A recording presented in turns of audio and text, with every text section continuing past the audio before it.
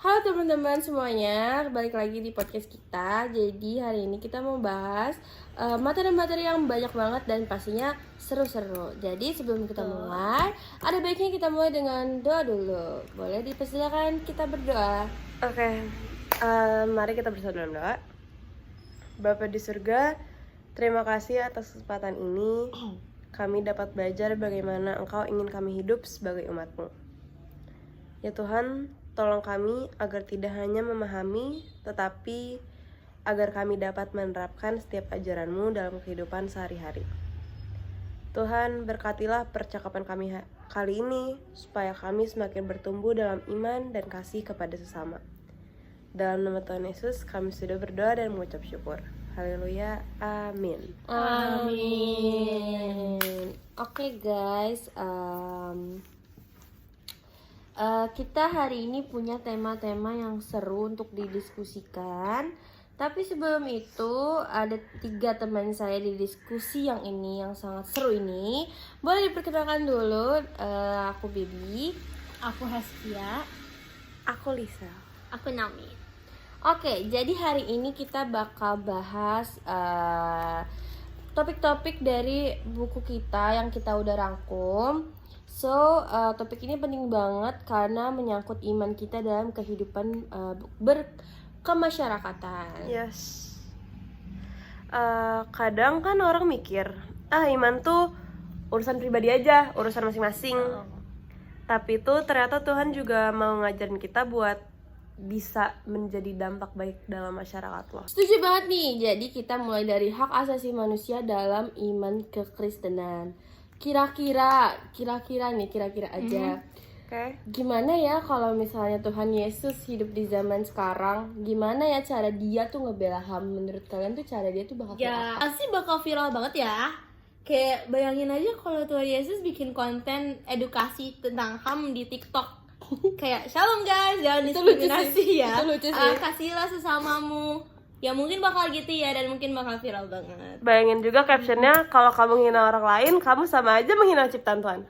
Fix dosa. Itu bakal trending sih di Trending. media sosial guys. Oke, kita agak seru sedikit ya guys. Jadi hak asasi manusia atau HAM adalah hak dasar yang dimiliki setiap individu sejak lahir. Ini tuh mencangkup hak hidup, kebebasan berpendapat, kebebasan beragama, hak mendapat pendidikan, dan juga hak mendapat perlakuan yang adil. Yes, tapi kalian tahu gak sih kalau HAM itu bukan sekedar konsep hukum loh. Dalam iman Kristen, HAM itu berarti HAM itu berasal dari Tuhan sendiri. Betul. Nah, di Kejadian 1 ayat 27 bilang bahwa manusia diciptakan menurut gambar dan rupa Allah. Nah, itu berarti semua manusia punya nilai yang sama di mata Tuhan. Yes. Oh, benar. Coba sekarang kita lihat contoh dalam Alkitab.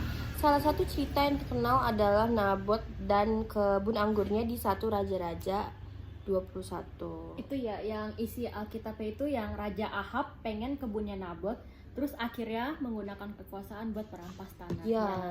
Yes, Tuhan di situ tuh Tuhan sampai menegur dalam nama Tuhan Yesus. Maaf. Yes, di situ tuh Tuhan aja sampai negur keras perbuatan ini karena itu bentuk ketidakadilan. Iya sih, menggunakan kekuasaan buat merampas sesuatu itu big no ya. Yes. Kita juga punya loh cara-cara buat orang Kristen menerapkan HAM dalam kehidupan sehari-hari. Yes. Salah satunya adalah menghormati hak orang lain, termasuk perbedaan pendapat. Jadi kalau misalnya kita ada di dalam suatu acara atau suatu diskusi, kan karena beda-beda orang udah pasti beda-beda pendapat dong. Jadi kita harus menerapkan dalam diri kita biar kita tuh bisa open minded, biar kita bisa nerima pendapat orang lain, biar kita juga bisa kayak mungkin pendapat dia juga bisa benar dan nggak melulu harus pendapat kita yang didengerin dan harus disetujuin gitu. Selanjutnya juga ada menolak diskriminasi dalam bentuk apapun. Jadi kita harus banget berani untuk nolak kalau misalnya kita udah ngerasa gue kayaknya didiskriminasi deh sama dia. Jadi harus ada baiknya kalau kita tuh berani menyuarakan pendapat dan membela diri kita sendiri. Betul. Jadi yang terakhir juga ada membela keadilan bagi mereka yang tertindas. Jadi kayak selain kita membela diri kita juga harus berani dan mau membela orang lain yang menurut kita yang sedang tertindas. Jadi kita harus aware juga sama sekitar kita gitu. Jadi kan HAM ini penting banget dalam ajaran Kristen. Jadi gimana sih menurut kalian hubungan antara HAM dan demokrasi? Kan pasti berkaitan dong. Wah, kalau itu kita masuk ke politik nih. Bener-bener. Bahas politik nih jadinya kita harus pakai dasia dan jas gak kira-kira? Gak usah. Nggak usah ya. Kita lanjut ke demokrasi dan HAM dalam konteks global dan Indonesia. Gas. Apa sih demokrasi itu?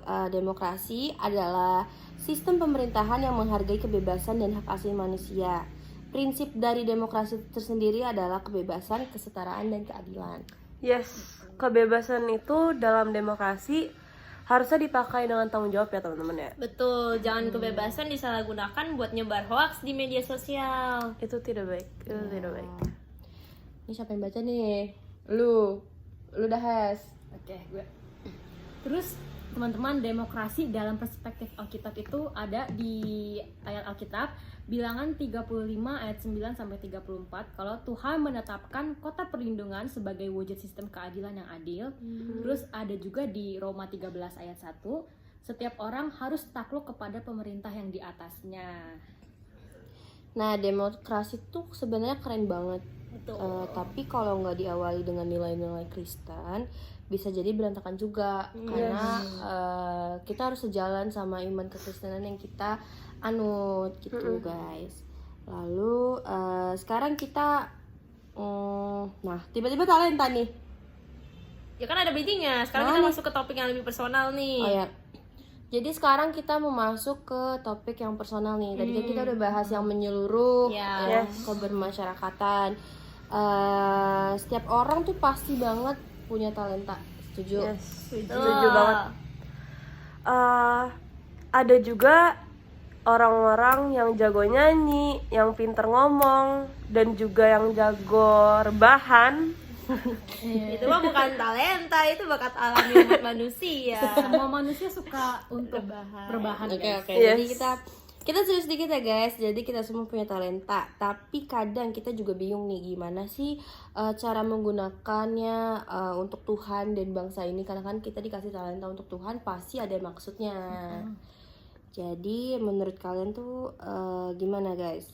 Kalau di dalam Alkitab ya, Mazmur 139 ayat 13 sampai 14, Tuhan menciptakan kita dengan luar biasa dan unik. Terus ada juga di Alkitab di Matius 25 ayat 14 sampai 30, perumpamaan tentang talenta mengajarkan kita untuk mengembangkan dan menggunakan talenta dengan bijak, teman-teman. Yes. Jadi intinya tuh Tuhan ngasih setiap umat manusia talenta itu bukan buat dipendam, tapi buat dipakai dan diberkati ke orang lain. Setuju. Setuju. Dari bacanya dong. Nah, gimana sih cara talenta bisa dipakai untuk bangsa juga? Nah, kalau misalnya kamu jago berbicara nih, mungkin kamu bisa jadi pemimpin atau pengajar, kayak jadi guru untuk mendidik generasi selanjutnya. Nah, kalau kamu jago seni atau musik, bisa juga dipakai untuk menyampaikan pesan-pesan positif melalui seni dan musik yang kamu Dari buat. lagu gitu ya. Iya. Dan kalau kamu pintar teknologi, bisa banget untuk bikin aplikasi atau platform yang membantu banyak orang. Pokoknya tuh nggak ada talenta yang sia-sia. Jadi semua talenta itu bisa kita pakai untuk sesuatu yang baik. Yes. Betul. Tapi kenapa? Kesimpulannya semua manusia pasti punya talenta. Bener. Iya. Semua manusia tuh pasti banget punya talenta walaupun mungkin orang Kadang orang menganggapnya mikir kan kayak apaan sih punya- talenta kayak gitu. Kayak nggak bisa ngapa-ngapain Ya, deh. faktanya adalah semua talenta itu dapat digunakan dengan baik. Betul. Tapi talenta bukan cuma buat kerja atau bangsa aja loh. Talenta juga dibutuhin oleh gereja-gereja kita. Itu bener banget sih. Kayak bayangin kalau semua orang di gereja cuma jadi jemaat yang duduk, Ya, diem. Gereja kan jadi nggak berkembang. iya nggak ada Nah. ngapa-ngapain. Jadi kita bakal bahas gimana Allah memulihkan kehidupan bergereja. Yuk lanjut. Terus gereja dalam perspektif Alkitab.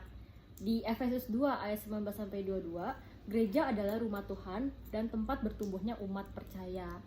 Terus ada di Kisah Para Rasul 2 ayat 42 sampai 47. Jemaat mula-mula hidup dalam persekutuan dan saling berbagi. Jadi dulu itu gereja bukan cuma tempat ibadah, tapi juga pusat kehidupan sosial dan komunitas. Tapi sekarang tuh banyak banget gereja-gereja yang mengalami tantangan kayak contohnya perpecahan di antara jemaat. Itu banyak banget yang terjadi. Iya, benar. Kurangnya keterlibatan anak muda di gereja ini yang paling sering terjadi.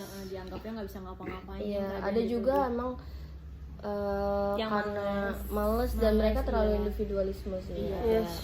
Dan yang terakhir juga ada penggeseran fokus dari pelayanan ke popularitas. Jadi tuh kayak dia tuh kayak niatnya harusnya pelayanan aja tapi malah mau nyari muka, mau nyari betul. popularitas biar Pacar. terkenal di gereja. Iya. Jadi bukan bukan fokusnya ke pure Tuhan, iya, untuk bukan melayani pelayanannya Tuhan. bukan buat ke Tuhan aja tapi dia mengincar sesuatu yang Mengincar lain. duniawi. Nah, gereja itu bukan cuma bangunan guys. Jadi kita lah gereja. Jadi kalau misalnya mau pemulihan kita harus mulai dari diri sendiri. Agree. Ngomong-ngomong soal pemulihan ya, bukan cuma gereja yang perlu dipulihin tahu. Balik lagi bangsa kita juga perlu dipulihin. Yes, setuju banget. Apalagi sekarang kita banyak banget nih ngelihat masalah sosial dan politik. Betul. Jadi kita lanjut nih ya guys ke topik Allah memulihkan kehidupan berbangsa dan bernegara. Kita lanjut ya guys. Oke, jadi teman-teman, kita bahas dulu nih soal pemulihan bangsa dalam perspektif Alkitab. Yang mana kita dapat lihat di dalam Yeremia 29 ayat 7, itu tuh ada kalimat usahakanlah kesejahteraan kota. Dan dalam 2 Tawarik 7 ayat 14 itu ada bangsa yang bertobat akan dipulihkan Allah. Dari dulu itu tuh Tuhan selalu bekerja untuk memulihkan bangsa yang udah berantakan, bangsa kita. Iya, tapi pemulihan itu nggak akan terjadi kalau rakyatnya cuma nyalain pemerintah, tapi nggak mau berubah dari diri sendiri. Iya. Kalau nyalain pemerintah tapi kitanya nggak mau berubah ya Buat percuma. apa? Buat Kan apa? harus bekerja sama juga ya. Nah, bagaimana caranya kita bisa berkontribusi? Yang pertama, tentunya jangan korupsi sekecil apapun itu. Jangan. Yes, betul. Ya. Dan juga jangan gunakan hak pilih dan juga gunakan hak pilih dengan bijak. Jangan golput juga ya guys. Yes. Hak suara itu penting guys karena itu buat masa depan kita juga. Dan masa depan generasi kita juga tentu saja. Dan yang terakhir, jaga toleransi dan persatuan di tengah keberagaman. Jadi kita balik lagi ke saling menghargai. Yes. Nah, kalau kita semua bisa melakukan bagian-bagian kita, melakukan hal-hal yang bisa kita lakukan dengan hal yang positif, pastinya bangsa ini dapat dipulihkan guys. Gitu. Nah, bicara soal pemulihan, kita nggak bisa lepas dari keadilan. Itu pasti bakal terikat banget. Iya, itu benar banget. Soalnya kalau nggak ada keadilan ya masyarakat bakal kacau sekacau-kacaunya. Bener sih. Jadi sekarang kita mau bahas topik selanjutnya yaitu keadilan dalam keadilan sebagai dasar demokrasi dan HAM. Jadi tadi kan kita udah bahas demokrasi dan HAM. Sekarang kita mau bahas keadilannya nih sebagai dasar dari kedua topik tersebut. Yes. Jadi guys di Alkitab arti keadilan nih di dalam Alkitab di Mazmur 89 ayat 14, keadilan adalah dasar pemerintah Tuhan. Terus ada juga di ayat Yesaya 1 ayat 17, belajarlah berbuat baik, usahakan keadilan. Jadi apa aja sih tantangan keadilan di masyarakat? Yang pastinya yang pertama ada ketidakadilan hukum. Terus yang kedua diskriminasi sosial. Terus ada juga korupsi di pemerintahan. Itu banyak lagi terjadi kan. Yang itu ya, yang Pertamina itu kan yang katanya berapa kewajiban itu Parah banget sih. Tapi kalian tuh harus tahu kalau keadilan itu tuh bukan cuman tugas hakim atau polisi atau pemerintah, tapi itu juga tanggung jawab kita sebagai orang.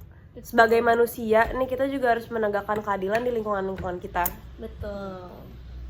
Jadi kalau kita bisa hidup dengan adil, kita juga bisa loh ngerasain dampaknya yaitu hidup damai sejahtera. Iya, damai itu yang paling susah didapat sekarang nih. Iya, banget itu benar. Jadi guys, ayo kita bahas damai sejahtera menurut Alkitab.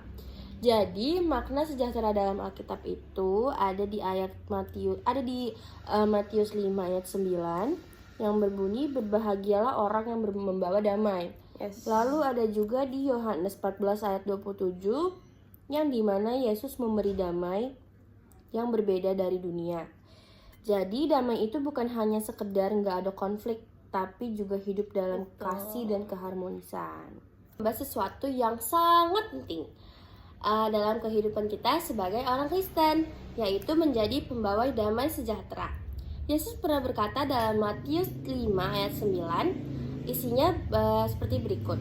Berbahagialah orang yang membawa damai, karena mereka akan disebut anak-anak Allah.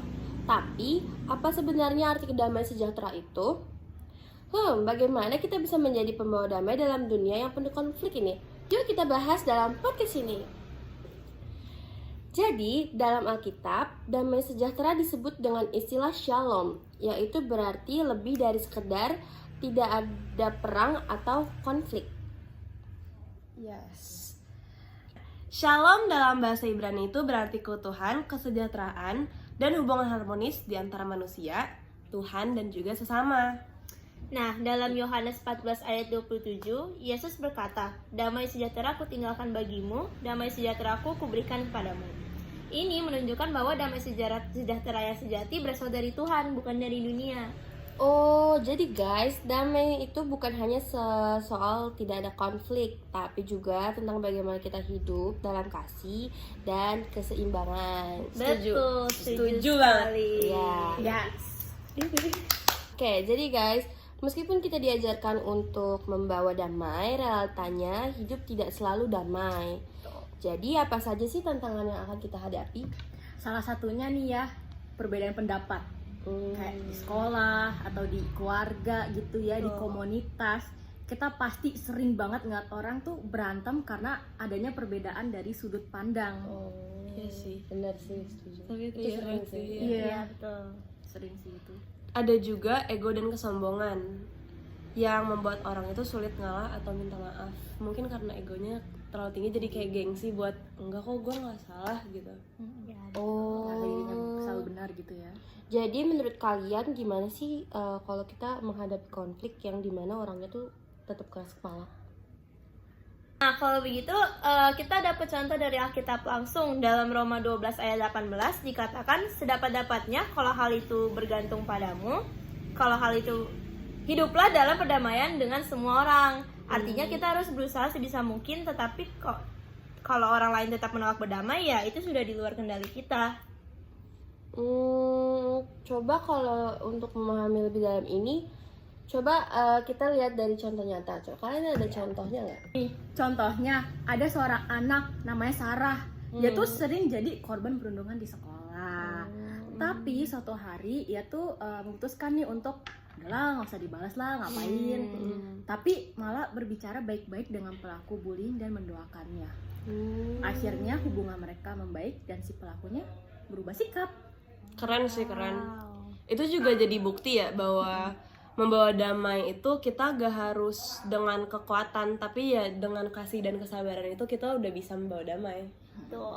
Terus gimana sih biar kita bisa menerapkan kayak si Sarah ini dalam kehidupan sehari-hari?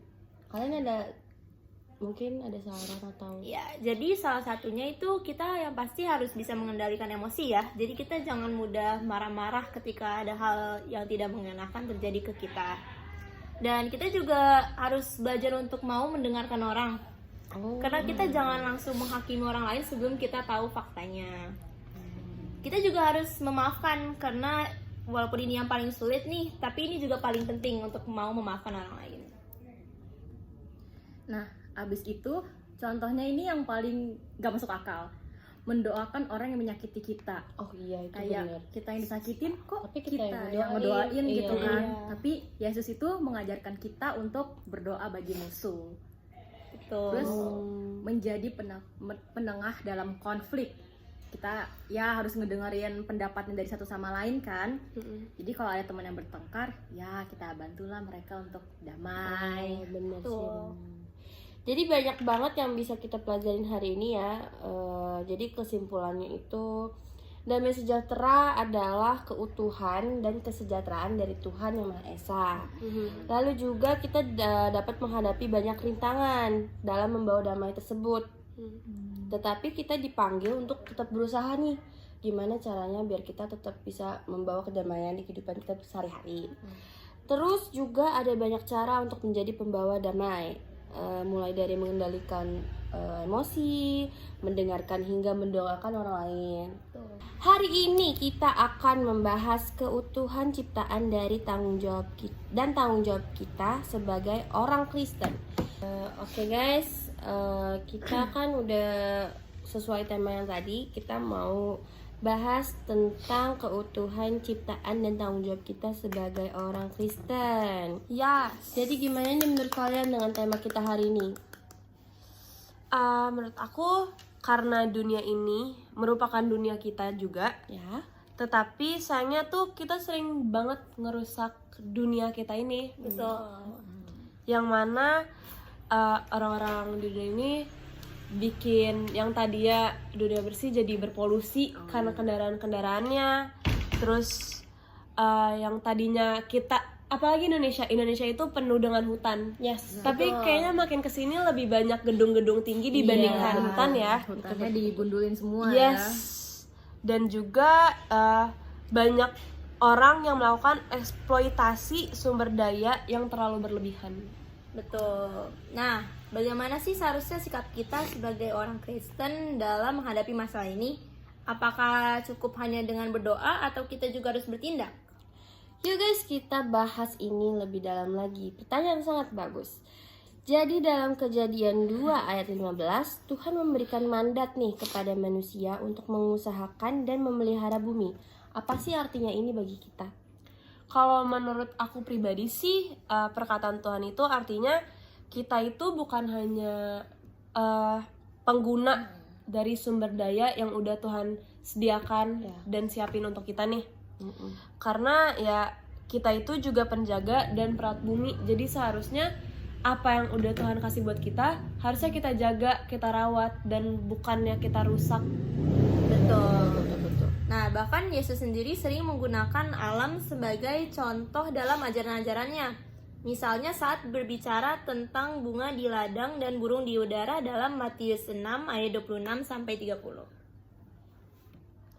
Oke, jadi kita sebagai pengikut Kristus ini tuh kita memiliki tanggung jawab yang besar untuk menjaga lingkungan, bukan hanya demi generasi kita tapi juga demi generasi kita yang selanjutnya lagi. Yes.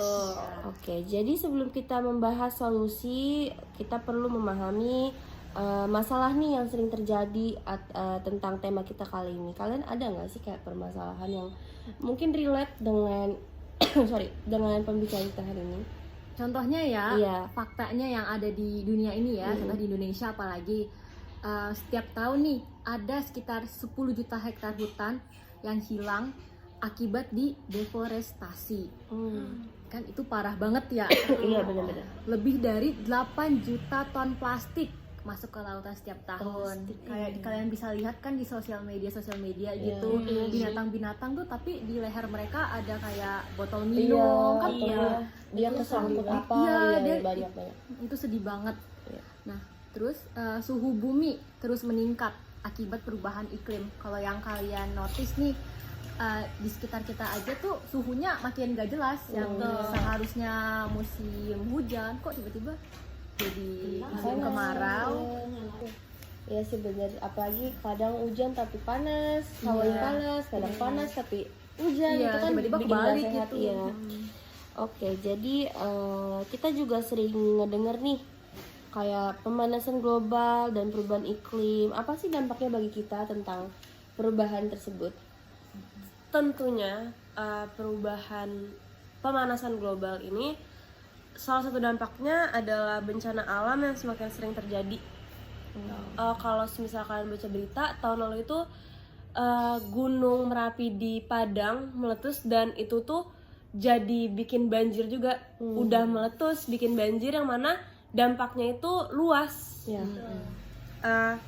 Selain itu juga ada kekeringan dan kadang terjadi badai ekstrim. Selain itu keanekaragaman hayati menurun dari banyak spesies hewan dan tumbuhan-tumbuhan juga punah. Iya, apalagi badak kan tuh badak Yes. yang di Iya. Sumatera ya. Jadi semakin langka. Udah langka ya, bener-bener. Nah, manusia yang Jadi Wow, guys, iya juga kita tuh semua kena dampaknya loh dari perubahan tersebut, dan oleh karena itu kita harus segera nih ada tindakannya. Jadi untuk memahami lebih dalam lagi nih, mari kita lihat dari kisah nyata agar kita tuh ngerti gimana sih dampak, gimana sih cara untuk bertindaknya. Mungkin teman-teman ada contoh nyatanya? Ya betul, ini mirip-mirip dari yang dibilang Lisa dan Heskia tadi. Salah satu studi kasus nyatanya adalah kasus kebakaran hutan di Indonesia yang setiap tahunnya ribuan hektar hutan tuh terbakar yang menyebabkan polusi udara dan juga kerugian di ekosistem. Nah, salah satu contoh yang lainnya itu juga tentang tadi polusi plastik di laut, yang banyak hewan laut seperti penyu dan ikan sering mati karena menelan plastik. Jadi nggak cuma tersangkut aja, tapi mereka juga bisa menelan plastiknya. Itu kasihan banget sih. Kasihan. Jadi dari kasus ini tuh kita belajar ya guys, bahwa kerusakan lingkungan bukan hanya merugikan alam tapi juga manusia. Karena lagi-lagi kalau ikannya mati semua, kita makan apa? Betul. Iya benar dong. Kalau kita merusak sumber daya alam, kita pakai apa gitu kan? Jadi bagaimana sih iman kita bisa membantu dalam kekrisisan di lingkungan ini? Mungkin teman-teman bisa dijawab. nih di firman Tuhan di Mazmur 24 ayat 1 nih dikatakan bahwa bumi itu milik Tuhan. Jadi bumi itu tuh bukan milik kita yang seakan-akan kita tuh bisa memperlakukannya ya udah seenak kita, kayak nebang pohon ya suka akulah gitu kan. Tapi dari firman itu tuh jelas banget kalau kita ini nih pengelola, kita yang harusnya ngerawat, kita yang harusnya menjaga ya. Karena sekali lagi bumi itu bukan milik kita sendiri. Yes.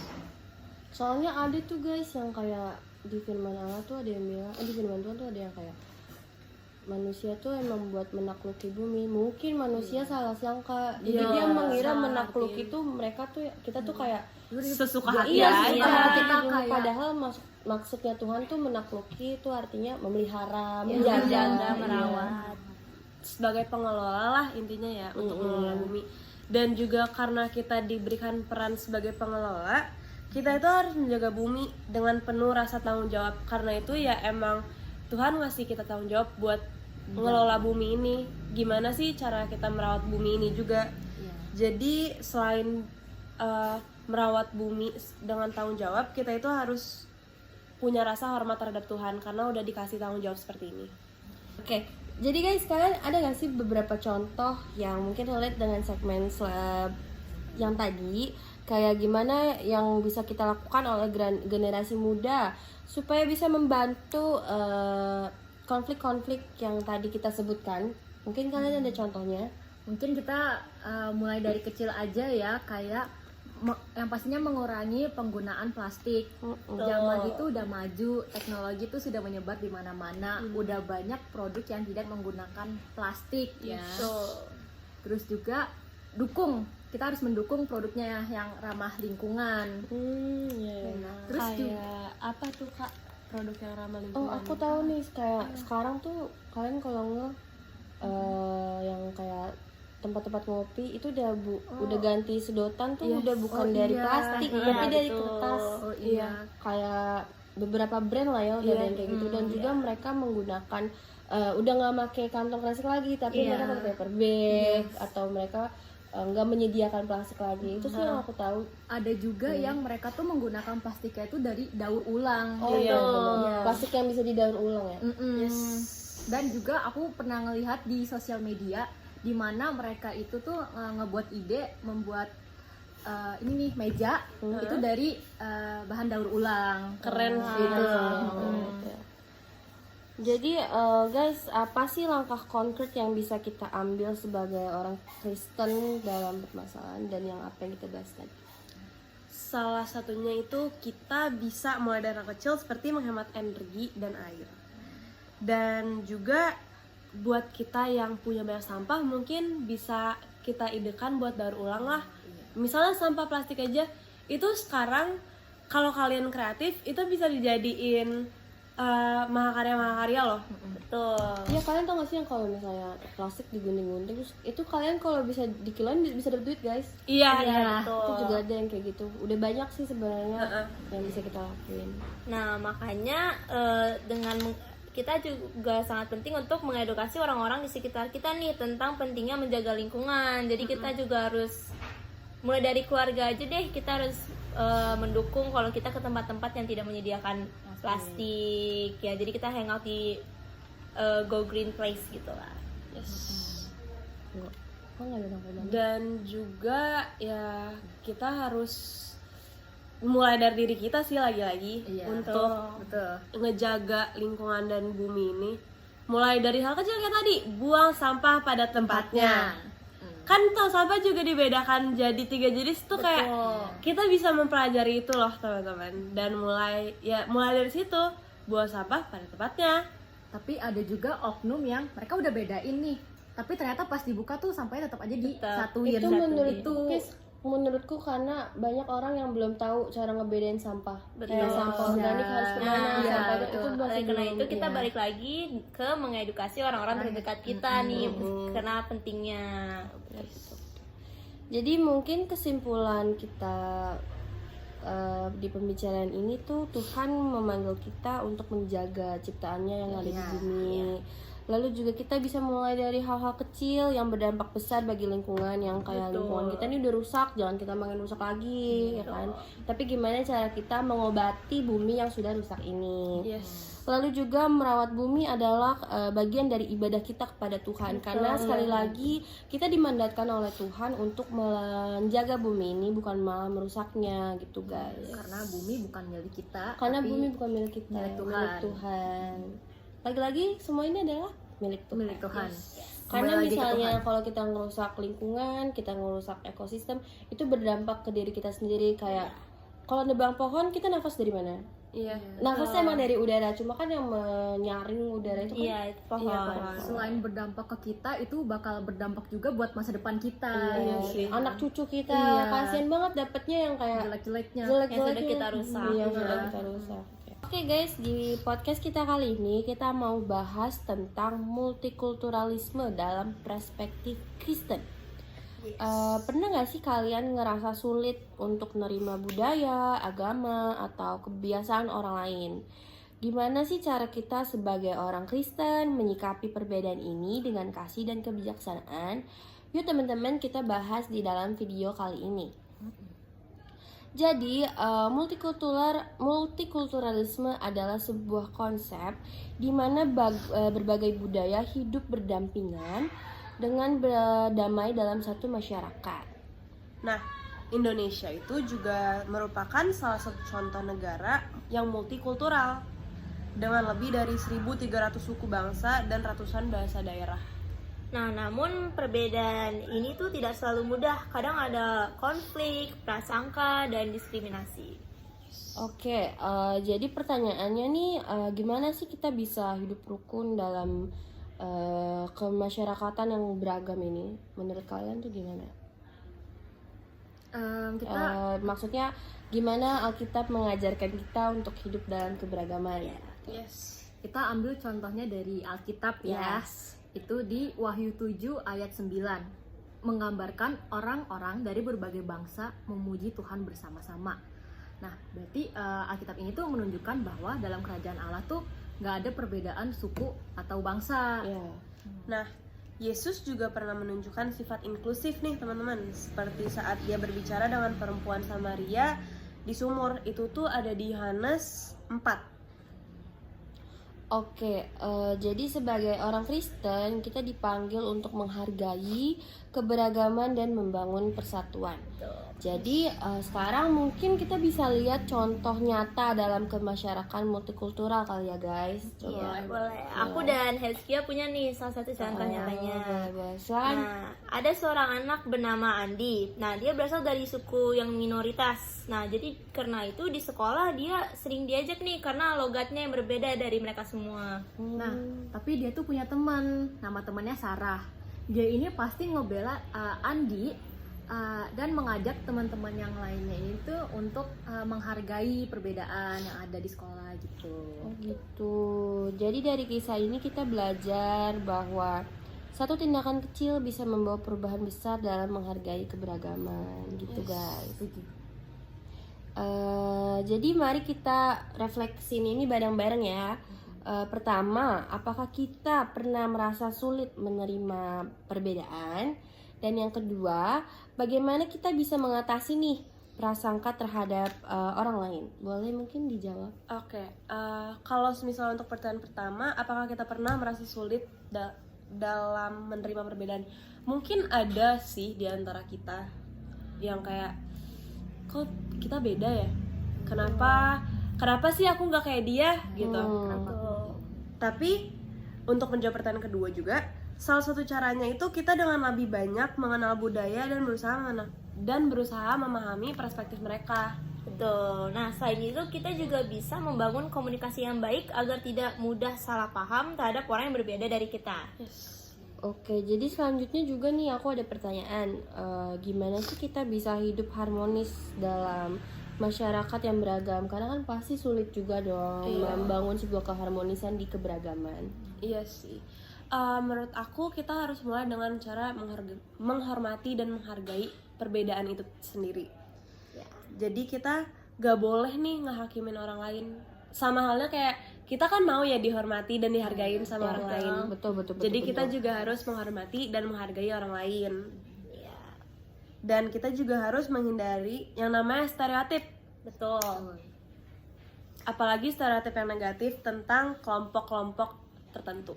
Nah, kita juga harus bergaul dengan berbagai kelompok yang berbeda-beda nih. Jadi bukan bergaul dengan yang sejalan nama kita doang. Yang rasa sama gitu. Iya, betul. Kita harus berbaur lah sama yang lain.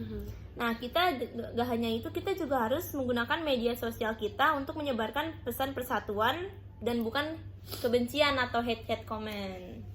Betul tuh guys, apalagi kita Gen Z kan. Itu kita ngegunain sosmed tuh 24/7. Jadi kita harus pakai sosmed kita dengan sangat baik. Bukan digunakan dalam hal yang negatif. Iya, benar sekali.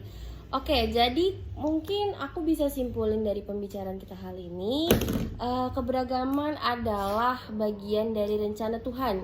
Iya. Karena Tuhan pasti menciptakan keberagaman itu ada alasannya. Lalu juga kita harus hidup dengan saling menghormati.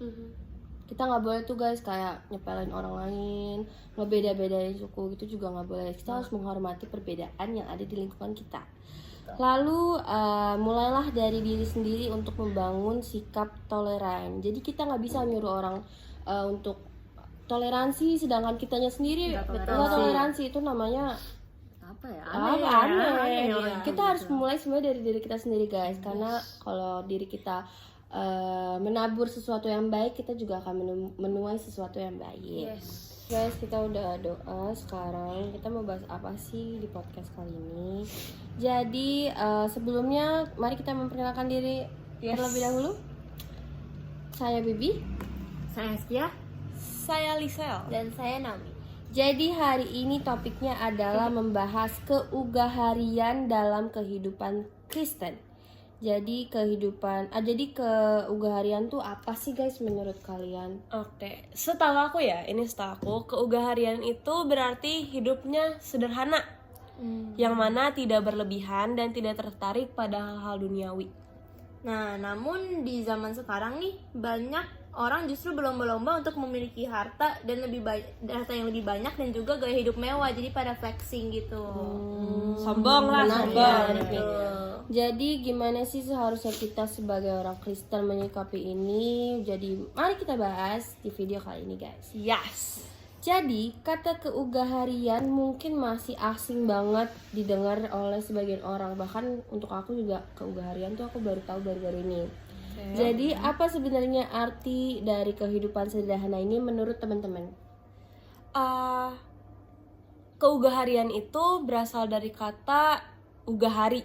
Kalau misalnya kita lihat di kamus, yang mana ugahari itu berarti kesederhanaan dalam sikap, gaya hidup dan juga pemikiran. Jadi sederhana secara keseluruhan. Ya. Nah, tapi bukan berarti kita nggak boleh nih memiliki harta atau hidup yang nyaman. Yes. Tetapi kita juga harus menggunakan harta dengan bijak dan tidak serakah, nggak berfoya-foya gitu. Oke. Menurut kalian tuh kenapa sih hidup sederhana itu penting? Menurut kalian tuh kenapa? Salah satu alasannya ya biar kita tuh nggak tertarik, nggak terikat nih sama hal-hal yang duniawi. Karena kalau kita hidup dalam ya bukan yang keugahrian itu ya, kita nih wah tertarik dengan duniawi. Dan itu kan Duniawi dalam hal buruk ya. iya yang negatifnya gitu. Dan juga supaya kita fokusnya tuh ke Tuhan. Yes, kita emang harus banget fokus ke Tuhan. Karena kalau misalnya kita terikat pada hal-hal duniawi dan gak nginget Tuhan, bahaya. Dan juga ujung-ujungnya tuh teman-teman, kita kan dari Tuhan Dan untuk Tuhan. dan untuk Tuhan.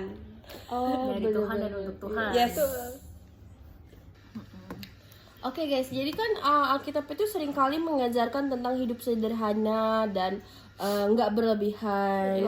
Mungkin bisa kita lihat dari beberapa ayat. Mungkin teman-teman ada ayat penting yang relate dengan ini. Oke, aku tahu salah satu contoh itu dari 1 Timotius 6 ayat 6 sampai dengan 8. Yang mana kalau misalnya di salah satu ayatnya itu ada terbilang ibadah itu kalau disertai rasa cukup memberi keuntungan besar. Yang mana artinya kepuasan sejati itu tidak datang dari harta, tetapi itu tuh datang dari hubungan kita dengan Tuhan. Betul. Nah, salah satu contoh yang lain bisa kita ambil juga dari Matius 6, dari kisah Matius 6 ayat 19 sampai 21 nih. Karena di kisah ini Yesus berkata agar kita tidak menimbun harta di dunia tetapi di surga. Yes. Nah, artinya apa sih? Jadi artinya tuh kita harus lebih memprioritaskan nilai-nilai rohani dibanding harta duniawi. Jadi sebenarnya tuh kita boleh nggak sih kalau kita kaya gitu? Kita boleh nggak sih kaya di dunia gitu? Sebenarnya boleh, yang tentunya boleh. Tapi sekali lagi kekayaan itu tidak boleh menjadi tujuan utama hidup kita. Betul. Kayak kita tuh nggak boleh fokus kayak kaya, wah harus punya duit banyak. Kita nggak boleh fokus kita kayak gitu. Tapi kalau sederhana itu gampang ya, mudah. Menurut kalian kenapa sih banyak banget orang-orang yang sulit buat ngelakuin kehidupan yang sederhana itu? Tentunya ini yang udah pasti banget adalah tekanan sosial, yang mana orang itu gengsi, dan orang tuh jadi takut dianggap miskin. Orang tuh kayak kalau misalnya gak ikutin gaya hidup mewah, takutnya dijelekin, dikucilin. Yes. gitu ya. Makanya banyak orang kayak gue harus kaya gitu, biar bisa dianggap karena kegengsian itu. Dan ya karena gengsi itu juga orang jadi banyak membeli barang mahal hanya untuk kayak diakuin sama orang-orang lain, biar dilihat kayak Validasi ya. buat validasi, Validasi banget. Bahkan sampai banyak yang ngutang juga demi Iya. beli barang Demi itu. status sosial ya. demi status sosial. Apalagi yang kayak minjem uang buat tas party, branded. itu Iya, nggak banget. itu nggak banget Itu sih. nggak banget. Minjem uang buat beli tas branded. Iya, gitu iya. ya. Dan itu nggak penting ya. Iya. Bukan hal yang penting gitu. Nah itu jadi berhubungan dengan poin selanjutnya, yaitu salah satunya konsumsinya yang berlebihan tentang tas branded tadi. Karena kita kalau melihat budaya iklan dan media sosial membuat kita selalu merasa kurang nih, kayak ngelihat iklan tas branded kita jadi wah keren nih, aku juga harus punya biar gue keren gitu. Iya. Nah namun poin yang paling penting tuh kita juga kurang rasa syukur. Yes. Karena orang-orang tuh sering lupa kalau kebahagiaan sejati itu tidak datang dari materi. Yes. Jadi kita juga harus bersyukur lah ya. Dengan apa Betul, yang dengan apa yang punya. kita udah punya. Sebenarnya nggak kurang, tapi gengsi aja gitu. Iya. ya. Sebenarnya sekarang tuh apa yang kita punya itu udah cukup kok. Mungkin mereka sulit ngerasa cukup kali, karena Iya. mereka ngerasa ini kurang. Karena Betul, ada betul. tekanan juga ya. Oke, jadi sekarang kita mau lihat nih gimana beberapa kisah nyata dari orang-orang yang memiliki hidup sederhana. Kalian ada nggak nih contoh kehidupan yang sederhana tuh gimana? Kayak POV-nya gimana? Aku punya contoh orang yaitu Paus Fransiskus sendiri. Yang mana Paus Fransiskus itu seorang, sebenarnya dia itu kaya. Dia itu, tapi dia meninggalkan semua hartanya untuk hidup melayani orang miskin. Dan bahkan kalau kalian tahu, Paus Fransiskus itu pernah dapat hadiah mobil. yang mana itu mobil Lamborghini, yang mana kita tuh semua tahu dong itu tuh mobil iya, tahu, mahal, tahu. keren, Keren. super.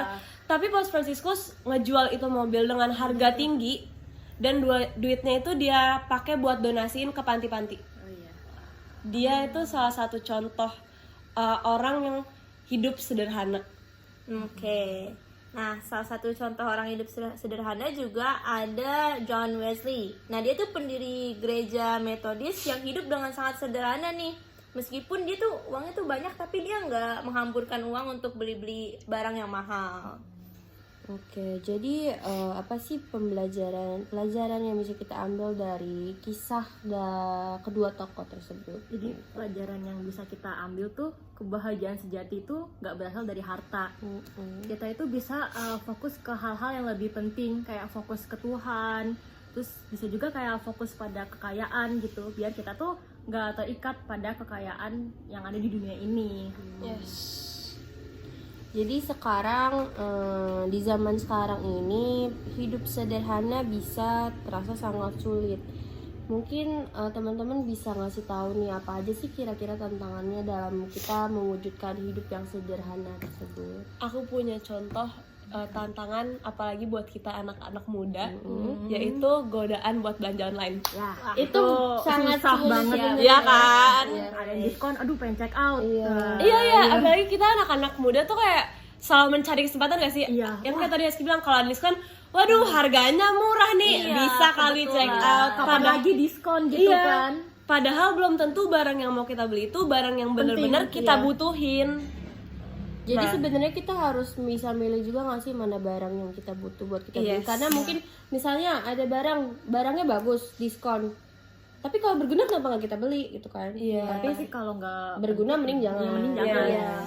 Ya. Nah, Harus dewasa juga ya. Yes. tantangan selanjutnya itu tekanan sosial dari media sosial itu sendiri, karena kita banyak nonton yang mungkin lewat kalau kita scroll IG influencer yang barang-barangnya mewah, lifestyle-nya mewah, dan mereka selalu beli hal baru tiap hari. Nah, itu membuat orang-orang merasa kalau mereka juga harus hidup mewah seperti influencer tersebut, walaupun mereka tahu kalau mereka itu sebenarnya nggak capable untuk hidup seperti itu. Mungkin karena mereka terinfluence beneran Iya. buat punya lifestyle seperti itu. Sebenarnya yang bagus sih, cuma kalau misalnya untuk memotivasi mereka buat kerja atau Yes. memotivasi mereka biar lebih nggak mager, kayak gue mau nih punya hidup kayak dia, berarti gue harus gini Harus rajin gue harus lah gitu. rajin, gue harus nyari kerja, gue harus bisa menuhin lifestyle gue. Sebenarnya itu lifestyle yang tinggi itu nggak buruk asal kita bisa menuhin dengan nggak gengsi dan nggak maksa. Menurut aku sih gitu ya. Dan tidak mendoakan Iya, Tuhan gitu sih yes. pastinya. Kan masih dari konflik-konflik yang sekalian sebutin tadi, apa sih kira-kira cara mengatasinya? Sebenarnya cara mengatasinya simple. Kita ngebuat batasan dalam belanja dan penggunaan media sosial. Cuman karena kita Gen Z nih, wah susah banget dong lepas dari media sosial, terus Itu susah banget. ngebuat Iya batasan sih. dalam belanja. Cuman ya caranya ya itu. Dan kita juga harus melatih diri kita biar bersyukur dengan apa yang udah kita punya. Yes. Betul. Jadi gimana sih cara kita bisa menerapkan keugah harian dalam hidup kita nih guys? Gimana caranya? Menurut aku salah satu caranya adalah belajar hidup cukup dan tidak berlebihan. Juga menghindari gaya hidup yang konsumtif. Kita juga harus lebih banyak berbagi nih dengan sesama, dan juga kita harus menjaga hati kita agar tidak terikat kepada materi. Yes. Betul. Tunggu, sabar. Nggak ada ininya. Nggak ada simpulannya ya. Harusnya biar lama gitu. Gue liatnya yang ini kayak lebih singkat nih. Iya anjing. Tapi kalau iya sih. Udah kesimpulannya 5 jam.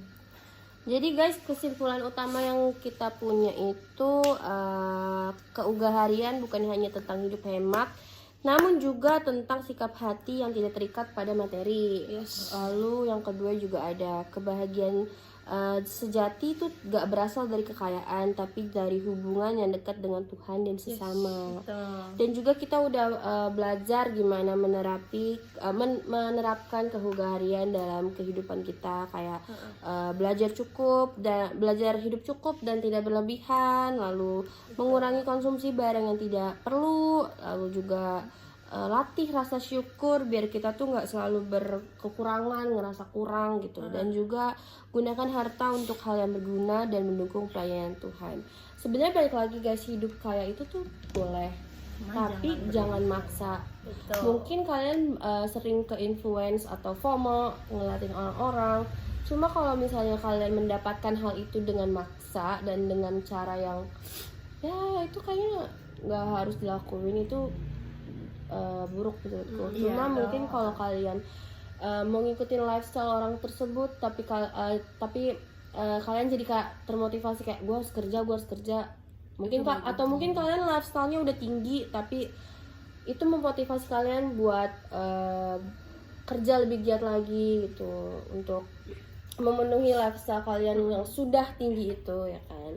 Jadi gimana teman-teman, kita kayaknya udah ada di akhir podcast ya. Ini kita udah bahas topik-topik yang kita sebutin di awal tadi. Panjang banget diskusi kita hari ini guys. Iya, banyak banget topik-topik yang menarik.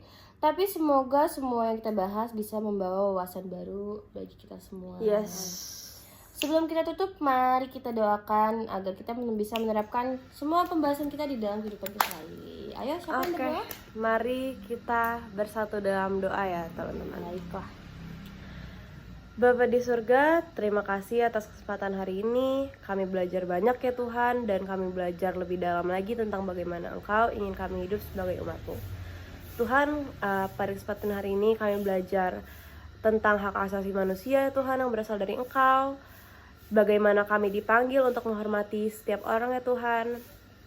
Padahalnya kami juga belajar tentang demokrasi dan keadilan, yang mana harus berlandaskan kasih dan kebenaran, bukan hanya kepentingan pribadi. Kami juga belajar ya Tuhan bahwa setiap talenta yang kami miliki adalah untuk kemuliaan Tuhan dan kebaikan sesama. Selain itu, Tuhan, pada percakapan kali ini Tuhan juga mengajarkan kami tentang pemulihan gereja dan bangsa yang tidak bisa terjadi jika kami tidak mulai dari diri kami sendiri. Dan terakhir, kami juga belajar mengenai keadilan dan damai sejahtera yang merupakan nilai-nilai utama yang harus kami perjuangkan di dunia ini. Tuhan, tolong kami agar percakapan kali ini dapat mengedukasi semua orang ya Tuhan, dan ajarkan kami lagi ya Tuhan agar kami dapat memahami semua topik-topik ini lebih dalam, tetapi juga menjalankan semua ajaran ini dalam hidupan kami sehari-hari. Tuhan, kami serahkan hidup kami dalam tangan-Mu Tuhan. Tuhan, tutup bungkus kehidupan kami. Dalam nama Tuhan Yesus kami sudah berdoa dan mengucap syukur. Haleluya, amin. Oke, jadi sebelum kita benar-benar menutup podcast kita hari ini, mari kita rangkum semua yang sudah kita bahas tadi. Jadi boleh dibahas mungkin pembicara satu. Dari bab 1 itu kita belajar tentang hak asasi manusia dalam iman Kristen ya teman-teman, yang mana setiap manusia itu sebenarnya punya hak, dan hak itu berasal dari Tuhan. Itu tuh ada dalam Kejadian 1 ayat 27 tadi. Dan dari situ kita juga belajar bahwa kita itu dipanggil untuk menghormati dan membela hak sesama. Dan di bab 2, yaitu demokrasi dan HAM dalam konteks global dan Indonesia, kita belajar bahwa demokrasi harus berjalan dengan keadilan dan kebenaran. Dan kita juga punya peran sebagai warga negara Kristen yang aktif dan bijaksana. Terus di bab 3 ada talenta untuk bangsa dan negara. Jadi talenta adalah anugerah Tuhan yang harus dikembangkan. Ada di Matius 25 ayat 14 sampai dengan 30.